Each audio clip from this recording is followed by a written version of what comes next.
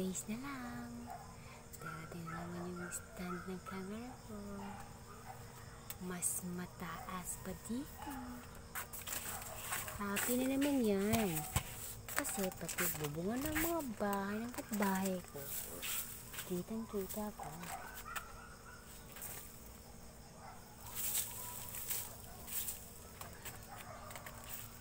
Good evening.